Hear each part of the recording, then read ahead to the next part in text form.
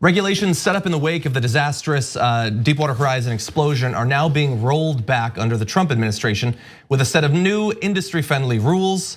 Let's talk about some of these. The new rules eliminate a requirement that safety and pollution prevention equipment be inspected by independent auditors certified by the Bureau. A bipartisan presidential commission established after the BP disaster recommended such inspections. Now oil companies can use, quote, recommended practices set by the oil industry for ensuring that safety equipment works, returning to a standard that existed before the Gulf oil spill.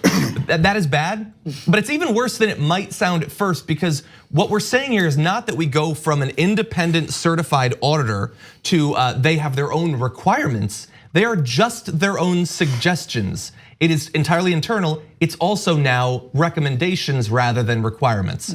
And if you know anything about the BP disaster, it was this sort of lackadaisical approach to safety equipment that got us into that situation that was so devastating. We'll give you some numbers on that in just a little bit. That's not the only change though. Safety Bureau regulators removed a key word from language describing the level of downhole pressure the agency requires operators to maintain in a given well to avoid an accident. The word removed is safe. So that's good. It was too long. You gotta shorten it. We wanna be able to tweet the rule eventually. We just couldn't fit it in with the 280. Additionally, pressure tests, which failed in the Deepwater Horizon disaster, no longer have to show that a well is in balance. Instead, they should indicate that. A requirement that forced oil rig and platform operators to design and assure that equipment functions in extreme heat and weather, such as storms that produce high winds, was eliminated as well. And look, going forward over the next few decades, I haven't seen anything that indicates that the world is gonna get either stormy or hotter. So why should the safety equipment need to stand up to that? Now, look, obviously I'm joking, and you might say, well, why would you make all these changes? Sounds like a disaster in the making. Well, officials at the Bureau of Safety and Environmental Enforcement, a division of the Interior Department that promulgated the rule, said the changes also will save the offshore oil and gas industry nearly $1 billion over 10 years. If I were them, I would invest that money and hopefully accrue enough interest that when this inevitably results in another environmental disaster, that can defray a little bit of the costs of that. My God, so it's so hard to process. The fact is, like, there's so many analogies you can make. It's like, okay, so let's just hire John Stumpf to oversee Wall Street's financial mismanagement. Let's just hire, oh wait, John Kelly just got hired to oversee a sheltering. Oh wait, we kind of do that already. So it goes along with that. That way I think that Shield should hire Thanos, actually. I think that he's an expert on these sorts of threats. Oh man, you have to laugh. You don't have to laugh. It's not funny at all. But you laugh in order to try and comprehend what you're reading. But these are actual things that are happening in the environment at the moment. And the fact that they removed the word "safe" in general is to try and, in a way, to try and comprehend that this is an okay decision to be made in order to save themselves some money and not invest in trying to prevent things from happening. And this is the thing that it boils down to.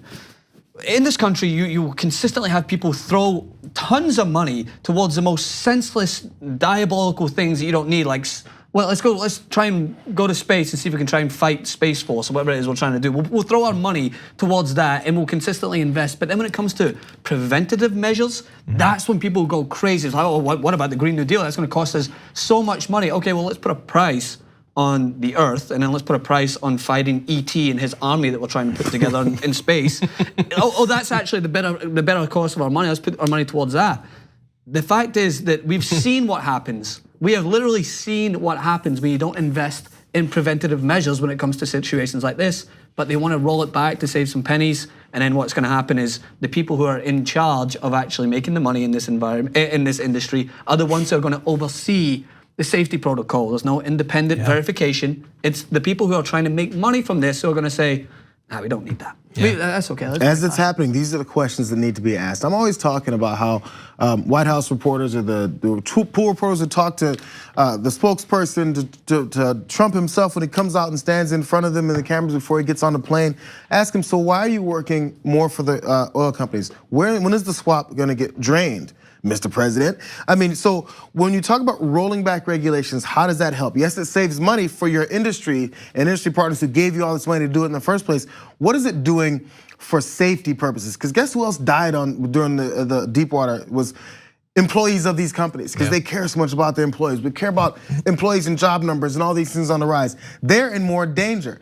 One thing that one of the people from the American Petroleum Institute who represents and lobbies on behalf of the industry said, the reasons why they can do this is because what we don't realize is since back in the day when it happened was offshore industry development is safer than ever.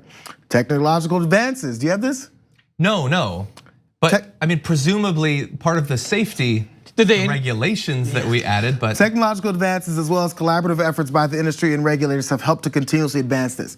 Not 2 paragraphs later, the article also talks about oil companies can use recommended practices set by the oil industry in ensuring the safety, returning to a standard that existed before the Gulf oil spill.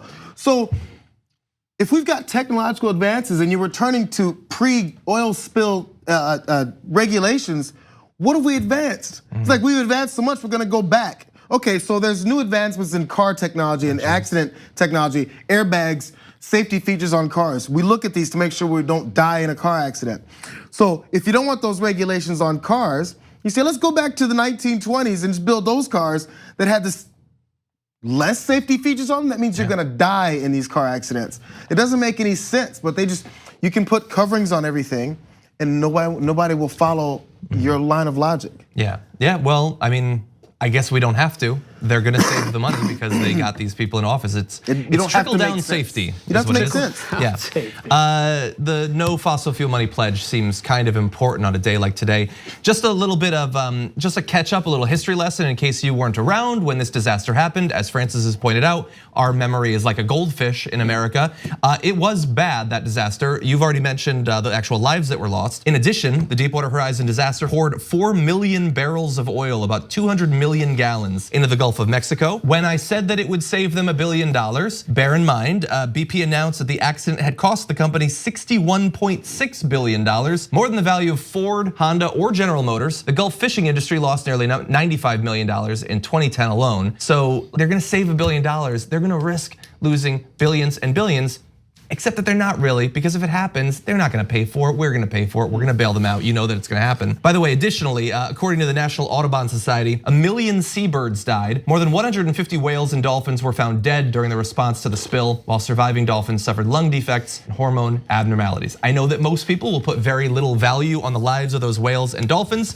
Today, I am inclined to put more value on their lives than the lives of the people who created these new regulations that are gonna allow for more disasters like BP again. It is depressing. We just did our Earth Day special, and a couple times over the past 2 years, we've done roundups of all of the different rollbacks of regulations from the Obama era. And it never stops. You do that video, it's immediately outdated because they target another area. They target the air, they target the water, they target the pipes, they target the oil derricks. It's unbearable. On the go? Don't worry, we got you covered. You can still listen to TYT at our new podcast network. Find us on Apple Podcasts, the Google Play Store, or at tyt.com/podcast.